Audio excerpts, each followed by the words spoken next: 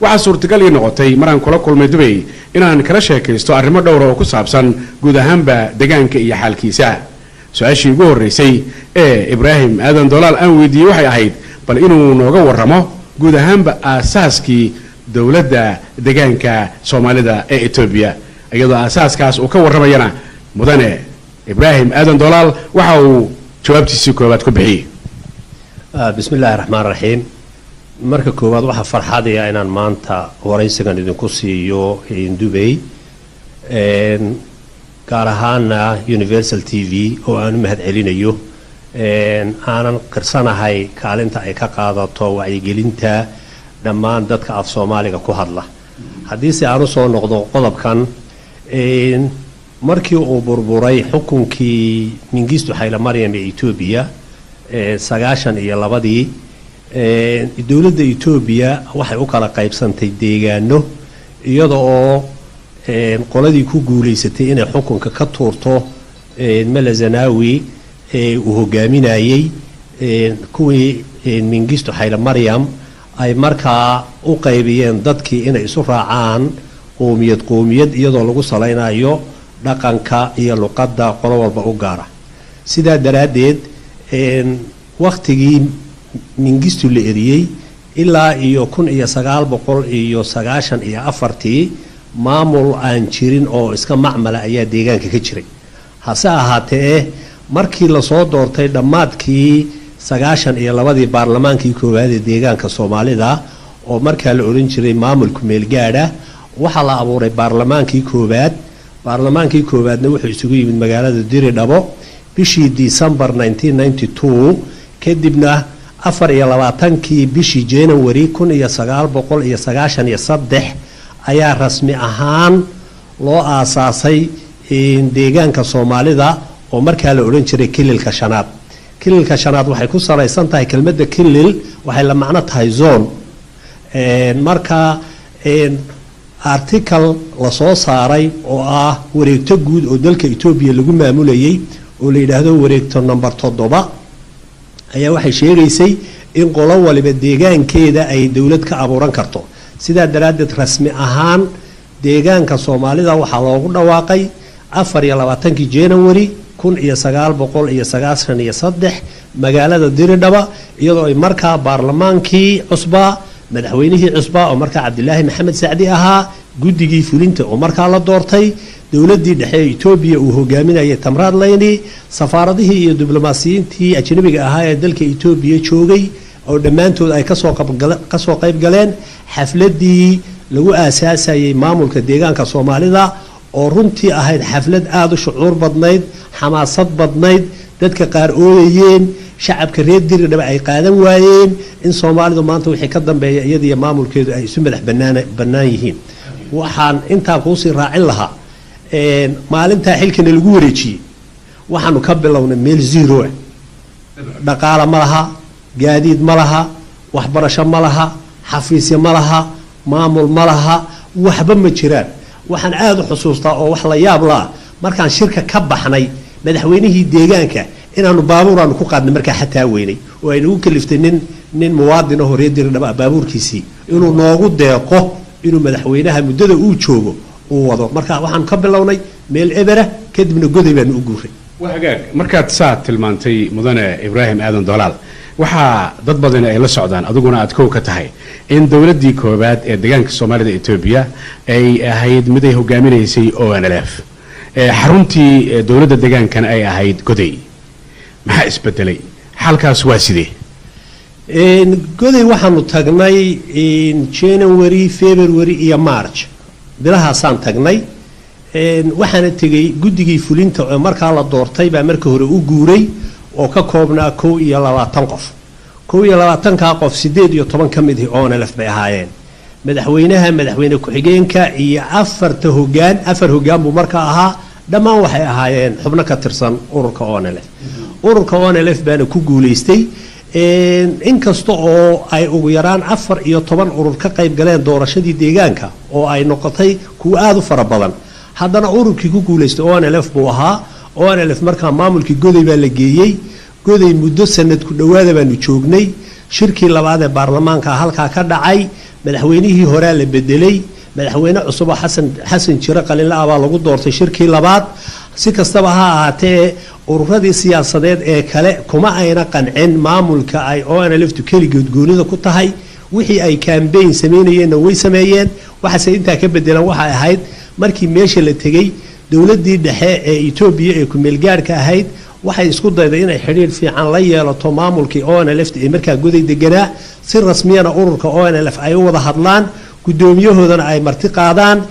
gudoomiyuhuna markaa Dubai buu joogay wuu ka yimid oo goday buu yimid halkaas wufuud loogu soo diray markii hore Cabdimajid iyo Cabdi Aadan baa yimid waxay la kulmeen madaxweyne gudoomiyihii ururka ONLF Sheekh Ibrahim iyo gudigiisii fulinta waxaana lagu marti qaaday si rasmi ah inay ONLF ugu diyaar garowdo martiqaad uga yimid Mala Zanaawi iyo ururka EPRDF in Addis Ababa yimaadaan ay wada hadal galaan hase ahaatee ugu dambeyntii way suurtoobi weyday halkaasuna madmadowgu ka yimid kadibna waxay noqotay in laga soo guuro Jigjiga oo in laga soo guuro Goday oo loo soo guuro Jigjiga oo ay ahayd markaa madaxweyne uu ahaa Xasan Jiro Qalinle si loogu qabto shirkii saddexaad ee baarlamaanka loogu qabto anigu inkastoo markaa ku maqnaa dhulka Oromada iyo Soomaalidu isku haysteen deegaanka dhulka oo aan dhinaca iyo Mooyaale iyo aan jiray hase ahaatee waxay ugu soo gaadhay in ay go'aan ku gaadheen inay shirka saddexaad ku qabsadaan Jigjiga anigoo ka imid dhinaca gobolada ayaan Jigjiga isugu nimid halkaasaana lagaga soo guuray Goday wahagaag markii Goday laga soo guuray waxaa jirtay in Jigjiga la isugu yimid shirkii saddexaad ee baarlamaanka degaankana waxa uu ka dhacay Jigjiga qodobo dhowr ah ayaa ka soo baxay dabcan waad ka tirsanayd adigu waa aad joogtay maamulkii saraad ka mid ahayd waxaa jiray qodob baarlamaanka la sheegayo go'aamadiisa inuu ku jiray oo ah ay ka talinta dadka taas oo ay ka talintaasi madmadow iyo muran uu ka jiro adigu xoogaal baad ahayd waxaad ahayd dhinacii nabadgelyada iyo cadaaladda hogaankii MP baad ahayd maaragtay baarlamaaniga maxaad cadeyn kartaa oo madmadowgaas ama shakigaas dadka qaba ee imika ku daawan kara aad ku qancin kartaa marar badan baan arrintaa maqlaa shirku wuxuu ahaa February 1994 shirkii saddexaad ee baarlamaanka waxaana lagu qabtay Jigjiga marka uu shirkaasi furmay waxa kale oo ka garab furmay shir lagu abuurayay urur cusub oo la yiraahdo ESDL oo la yiraahdo oo isagana magaalada Huurso shirkiisa uu ka socday marka labada shir way iska garab furmeen kii baarlamaanku wuu socday baarlamaanku markii uu furmayay ayaa dareen ka dhashay dadkii deegaanka Jigjiga gaar ahaan madax dhaqameediisa qaar kamida iyo qaar kamid ah xubnihii baarlamaanka ee meesha joogay waxa lagu soo daray qodob aan markii hore aan dajandaha ku jirin oo ahaa dadkeena inta loo gudbin waqtiga rasmiga ah dawladda rasmiga Itoobiya ee lagu jiro meelku gaarka haddii uu meelku gaarki markaa uu dhamaanayo aaya ka talin aan weydiisano inta ka horeysa in meesha la gaadhin dawladdii EPRDF ku meel gaarka ahayd waxay xidhiidh la soo samaysay dadkii hogaaminayay shirarka waxayna tuseen inay haboon tahay waqtigan haatana inaan go'aanka noocaas oo kale lagu degdegin laakiin si wada jira looga wada qayb galo samaynta dastuur dalka ah oo cadeynaya qaabka loo go'i karo iyo cidii doonaysa inay goodo si ay xuquuqdeeda ku hesho sidaa daraadeed ma ayna fikirkaasi ma una soconin xubnaha baarlamaanka dhexdiisa qaar kamid ah kadibna ajandaha qodobkaas uu soo galay hase soo galay sida dadku hadda u macneeya ma ah markii go'aanka rasmiga la qorayay warqadda daraafka ana daraaf gareeyay markii la akhriyayna ee baarlamaanka la soo hordhigayna aniga akhriyay markii gudida loo xil saarayna gudi 11 qof inay arinta daba gasho 11 ka qof baa chairman aanu noqday hase ahaatee intaanaan meeshiiba ka tegin jawaab rasmi ah wax nooga timid dawladda dhexe waxay nagu tiri inaad go'aanka soo saarteen waan ognahay waxbana kama qabno xuquuqdiina xaq baad u leedihiin laakiin waqtiga ayaad ka soo hormarteen waxa fiican inaad marka koobaad aad constitution samayno constitution kaana aan ku qorro inay qolo waliba go'i karto habka ay u go'i kartana aynu cadeyno markaynu constitution ka isla ogolaanana ama idinka ha ahaato ama qola kale ha ahaato ciddii doonaysa inay Ethiopia ka go'do markaasaynu u sharciyeynaynaa marka hore nagala qaybgala diyaarinta dastuurka cadaynaya qaabkii cid waliba ay uga qaybgalayso taasaananu ku qanacnay taasaananu ogolaanay hase ahaatee ma jirto wax diidma ah oo dowladda Ethiopia nooga yimid oo odhanaya aftilaydin ka qaadi maayo ama xubnihii guddida la magacaabay qaabili mayno ma ayna ahayn waxay fikir odhanaya procedure-kii lagu go'i lahaa diyaar maaha marka ka aynu wada diyaarino anaguna kaasaan markaa ku qanacnay sidaas ah wahagaag markaynu fiirino xukuumaddii ugu horeysay waxa ku guuleysatay ONLF xaruntii goday bay noqotay arrinku wuu fiicnaa iminka ONLF mowqifka ay taagnaa jirtay markaas iyo wanaagii iyo xiriirkii ma jiro waata ay jiraan arrimo badan oo mugdiya xagee bay ONLF ku dambeysay xaalku waa sidee xoogaal baad u tahay arrintaas waxaa jirtay bishii February 1994 kii gudoomiyaha ONLF wuxuu joogay magaalada Dhagaxbuur aniga lafteeduna magaalada Dhagaxbuur baan imid waan isugu nimid shirkii baarlamaankuna wuxuu ka furmaayay magaalada Jigjiga baarlamaankii iyo dawladdii kililka oo goday deganeedna way soo guurtay anagoo Dhagaxbuur joognay kulligeen ugu soo wada mareen kadibna Jigjiga u gudbeen gudoomiyihii ONLF Sheekh Ibrahim iyo xubno ka tirsan guddidiisa filimtina waxay joogeen Dhagaxbuur aniguna Dhagaxbuur baan joogay aniga iyagu isku maalin baanu Dhagaxbuur ka baxnay gudoomiyihii iyo xubnihii la socday waxay u baxeen dhinaca iyo doolo wardheer aniguna waxaan u soo baxay xagga iyo shirkii baarlamaanka ee ka socday Jigjiga si waqtiga loo qabanayo waqtiga uu markaa tagay xaggaas fikir awaan go'ayna ma oolin fikirku wuxuu ahaa sidee baynu constitutionka Ethiopia uga qayb gali karaa ugana dari karaa qodob ay ka talinteena si buuxa inoo siinay inaynu uga tashano iyagu xaggaas ay u baxeen xagga markay u baxeen ay doolar tageen dagaal aan lagu tiragelin oo ayna cidna u diyaarahay ayaa gudoomiyihii iyo ciidamadii EPRDF ee markaa dowladda deganaa wardheer ayaa wardheer ku dhaxmaray dagaalkaasi si kadis ugu dhacay ku talagal ma ahayn xafiisyadii ONLFna min Addis Ababa ilaa iyo deegaanku suu u dhan yahay oo dhaway ka furaayeen ONLFna ururka dalka ugu xoog badan bay ahayd hase ahaatee dagaalka ku dhacay wardheer nasiib darro wuxuu abuuray inuu gudoomiyihii iyo xubnihii la socday inta caroodaan ay kaynta u cararaan markay kaynta galeen ururkii oo xafiisyadii joogay baarlamaankii oo gudaha ku jira xubnihii golaha dhexe oo kulligood dalka gudihiisa ku jira ayay gudoomiyihii iyo xubnihii la socday kaynta galeen kadibna muddo yar kadib bishii May warqad rasmi ah bay soo qoreen wareegto leeyahay wareegto number 11 oo ay ku amrayaan in xafiisyada ururka oo dhan la wada xidho wixii ururka taageero u ah ama jabhad u ah ciidanana dhammaantood ay magaalooyinka ka soo baxaan oo kaynta wada galaan sidaas ayay ONLF xafiisyadeedu ku xidhatay ciddii raacdayna ay raacday laakiin intii badnayd xubnihii baarlamaanku way joogeen may bixin golihii dhexe iyo guddidii fulinta ONLF intooda badnayd ma ay bixin way wada diideen laakiin muddo kadib haddana qaarba si ay waadanba u baxbaxayeen xayn bay noqdeen intii soo hadhayna waxay ka mid noqdeen maamulkii jiray iyo dawladdii jiray sidii bay uga mid ahaayeen ilaa iyo 1998 oo marka dambe ONLFtii jirtay ee gudaha ku hadhay iyo ururkii ASDL ay ku midoobeen oo ay urur cusub ku samaysteen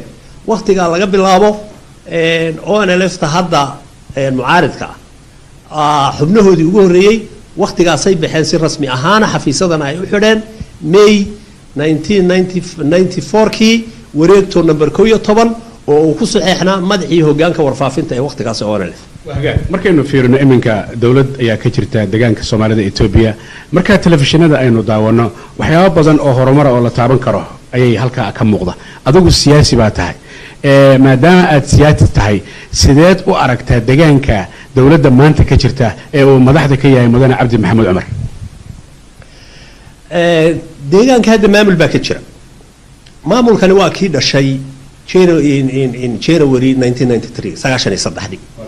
waa kii oo isa soo bedbedelayay wuuna isa sii bedbedeli doonaa waa nidaamka dawliga sidaa ku dhisan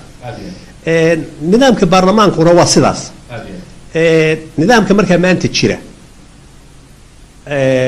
waa ka ugu xoog badan intii soo maray maamuladii jiray waa maamulka hadda ugu shaqo badan awoodo fara badan oo maamuladii hore ayna lahayn oo kii koobaad una lahayn oo kii labaad lahayn oo kii saddexaad lahayn oo kii afraad lahayn oo kii shanaad lahayn ayuu maamulkan maanta leeyahay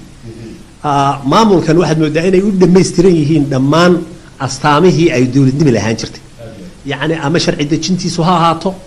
ama fulintiisu ha ahaato ama garsoorkiisu ha ahaato dhismaha hay-adaha dowladda min kor ilaa hoos iyo hoos ilaa kor ha ahaato waxaad arkaysaa maamulku inuu hoos u daadegay hoosna ka soo dhismay marka nidaamka maanta jira waa nidaam wax qabtay maamulka maanta jira wax badan buu qabtay waxbarashadu wax ka qabtay waayo waxaadan qaadanba karayn maalintii aanu xilka la wareegnay hal dugsi dhaxaa goday ka furaa maanta waxaan ka hadlaynaa jaamicadda aad jigjiga 2500 oo arday bay sanadkii qaadataa maanta 17,000 oo arday baa dhigata waxaan ka hadlaynaa waa jaamicad sanadkan dadka la diiwaan geliyay ee aroortii waxbarasho u kalahaa waa 980,000 oo arday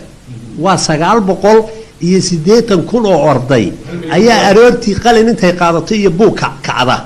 waxaan ka hadlaynaa maalintaana ma wiil mise laba maalintaa hal qof oo shaqaale ah oo af Soomaali ah meel ugu maanaantigin maanta waxaan ka hadlaynaa maamul dawladeed oo 6 milyan oo dad maamula oo dhulka ugu ballaaran ee Itoobiya number 2 maamula shaqaale uu leeyahay waxaan ka hadlaynaa maamul marka la isku daro in ka badan 30,000 oo ciidan leh ama liibliis ha ahaado ama booliska caadiga ha ahaado ama ciidanka nabadgelyada ha ahaado marka la isku wada daro leh waxaan ka hadlaynaa maamul awooday oo karay 100 sano Soomaalida baa la lahaa hubka keena hubku ma laga ururinay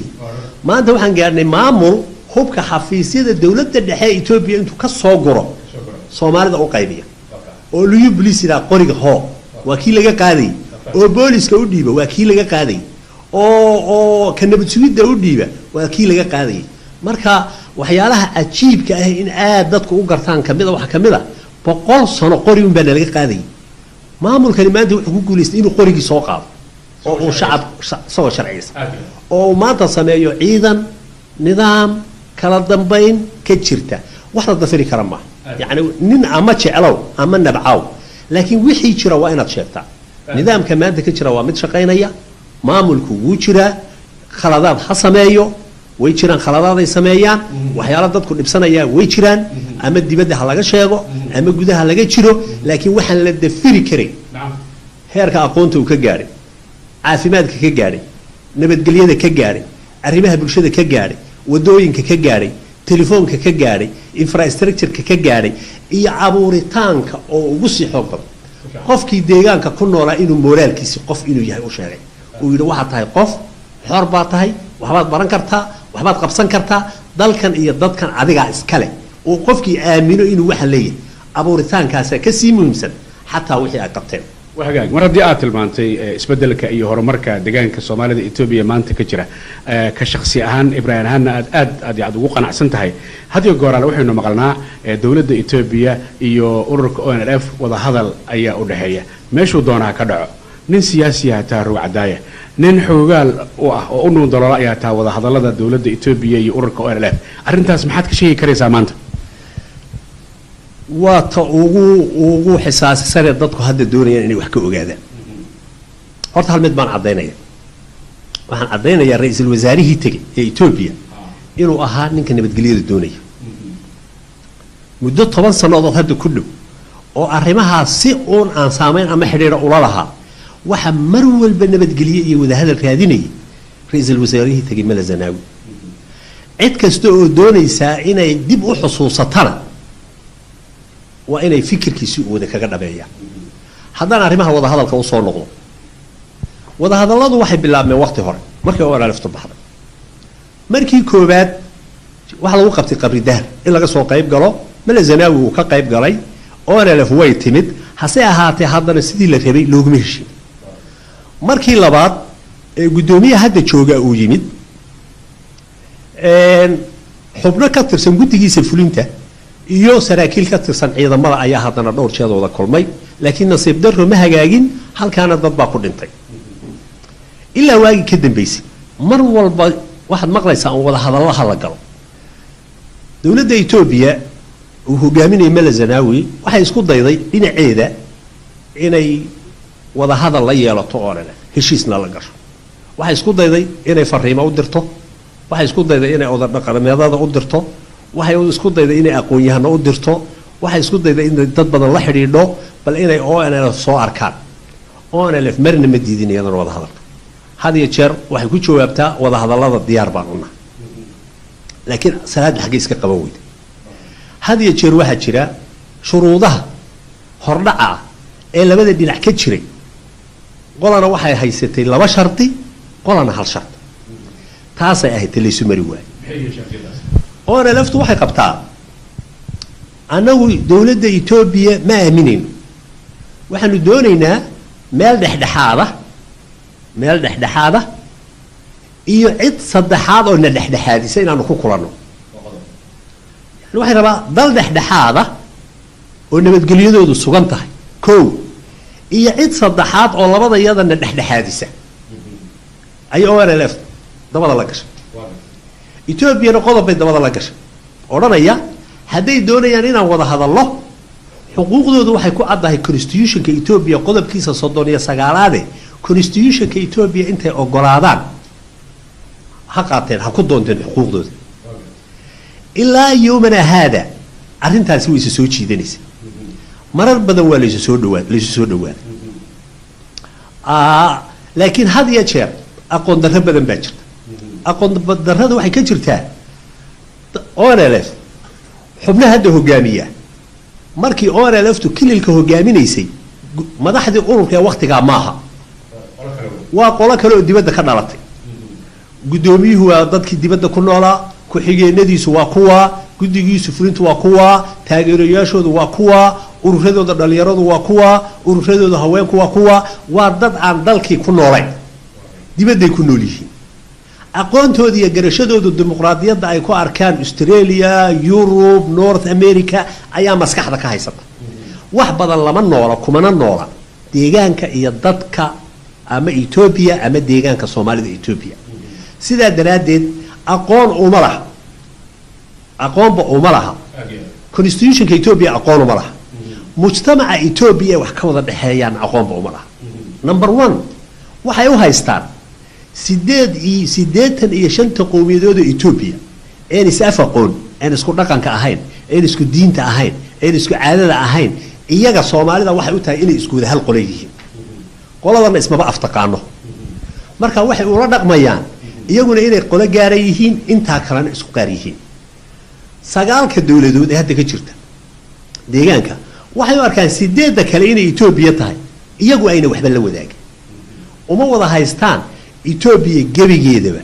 markuu meelka abuurayay dhul la wada qabsaday inay yihiin sida dhulka Soomaalida loo qabsaday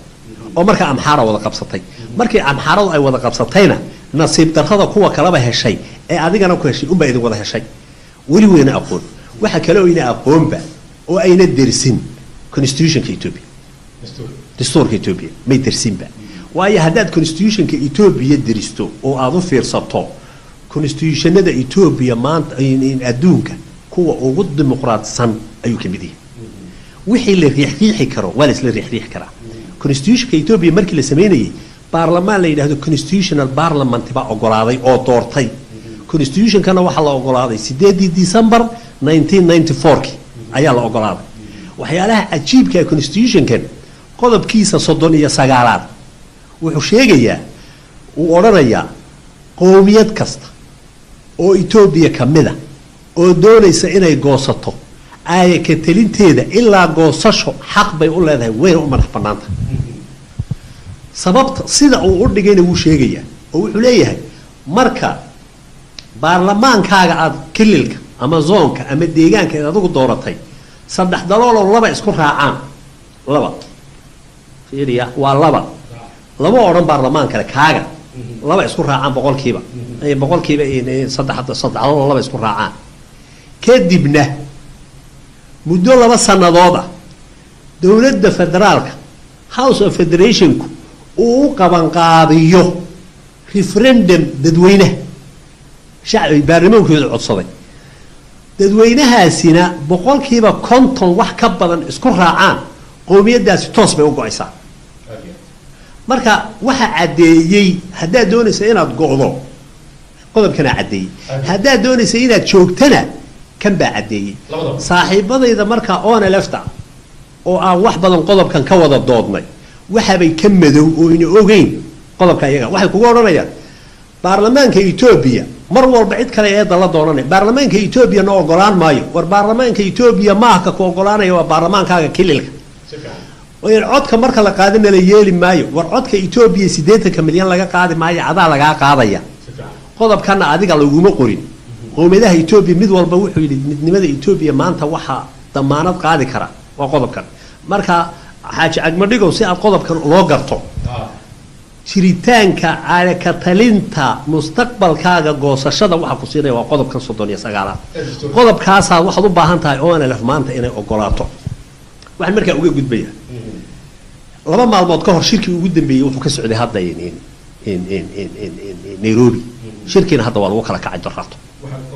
shirkaasi wuxuu u dhaxeeyay dawladda Ethiopia wafdi ka socda iyo wafdi ka socda oo aan lafta wuxuu ahaa kulankii labaad wax dhaxaadinayay dawladda Kenya shirkaas hadda wuu hakaday laakiin waxaan doonayaa inaan ku xuso saddexdii shuruudood ee ay labana wadatay oo aan lafta midna Ethiopia wadatay si shirkan uu u dhaco Ethiopia keedii dib bay u liqday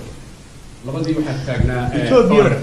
Ethiopia labadii oo aan laf bay ogolaatay oo ahaa meel dhexdhexaada dal dhexdhexaada iyo qolo saddexaad Ethiopia waxay ogolaatay in dal kale lagu qabto shirka waxayna ogolaatay inay dawladda Kenya dhexdhexaadiso waxayna dib u la noqotay ilaa shirka ay ka imanayso ilaa constitution-ka aqoonsada laakiin Ethiopia markii hadda shirka la yimid ajandaha qodobkeed waxay la timid doodeedii oo oranaysa maadaama aan ogolaanay ilaa haddaynu wada hadlaynaa hadda si aynu wada hadalno qodobka iyagiiba hadda annana noo yaala constitution-ka de ogolaada waa arrin cusub oo waxay tiri ma ogolaanayno de haddaydan ogolaanayn meeshan kama dhaqaaqi karo kadibna uu hakaday waxaan soo odhan lahaano anigoo adeegsanaya waayo aragnimadayda xaaladda geeska Afrika ka jirtana garanaya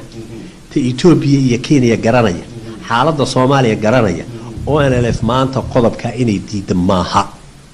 waa inay ogolaato constitution-ka Ethiopia waana inay xuquuqdooda hadday doonayso inay go'do ka ku raadsato anigoo odhanaya oo leef urur siyaasadeed iyagu shacabkii maaha dhulkiina maaha shacabka iyo dhulkuna wakiilnimo ma siinin inay iyaga u taliyaan waa koox iyagu urur siyaasadeed samaystay oo yidhi jidkanaanu u maraynaa xuquuqdayada hadday damceen inay kaa u maraan ilaa dhulkii iyo dadkii maaha dhulkii iyo dadkii waa inay kula soo noqdaan si ay dhulkii iyo dadkii ula soo noqdaan waa inay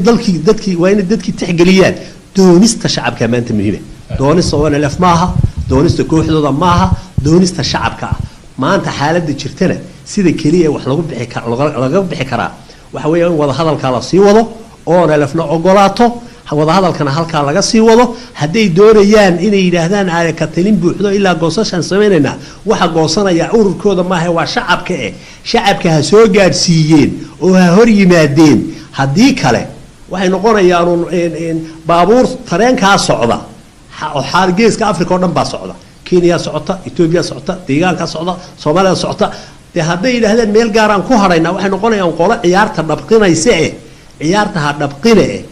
kaalaya oo wada hadalka ka qayb gala waliba waxaan leeyahay dadkiina maanta horumar buu gaarayaa waxbarasho helayaa jaamacadu haystaa xoogeenu maanta isu keenid buu u baahan yahay kala qaybin uma baahna awoodda isu keenid bay u baahan tahay duruufta ka jirta geeska Afrika waxa ina faraysaa oo ina baraysaa oo inoo sheegaysaa inaynu kulligeen isugu wada tagno meesha ninkii dan siyaasadeed lahow imo ninkii mustaqbal baan doonayaa imo mustaqbalka dadkaaga ka dhax doono mustaqbalka dibadda ha jiro waxaan idin leeyahay ha u dhega nuglaanina hana maqlina cid saddexaad baan leeyahay oo dani ugu jirto is afkaranshawa iyo nabadgelyo la'aan ka jirta deegaankeena maanta ku jirto kuwa ay dani ugu jirto ha dhagaysanina miiska imaada wada hadalka gala danta dadka sida ku jirta dadka shacabka ku jirta doonistooda ku jirta horumarkeena ku jira aayaheena ku jira wada tashigeena ku jira kamid noqdo imaado oo aamina وهاجاك ugu dambeystii adoo soo koobaya Mala Zanawi waa kii dhawaan geeriyooday ra'iisul wasaarihii Ethiopia ayuu ahaa dawladii deegaanka Soomaalida Ethiopia way jirtaa qowmiyadka ku nool dalka Ethiopia ay kamid yihiin geeridaas Mala Zanawi aragtidaada way aragnimadaada siyaasi baa tahay adoo soo koobiya saameyn intee la eg ayay ku yeelan kartaa guud ahaan dalka Itoobiya qowmiyaadka ku dhaqan gaar ahaan dawladda iyo deegaanka Soomaalida Itoobiya marka koobaad Mele Zenawi wuxuu ka soo jeedaa urur buu ahaa EPRDF leader chairman buu ahaa urur TPLF leader wuu ahaa afar qowmiyadood isu tagay ururadooda ayaa EPRDF isku shanta qowmiyadood kalena ama shanta deegaan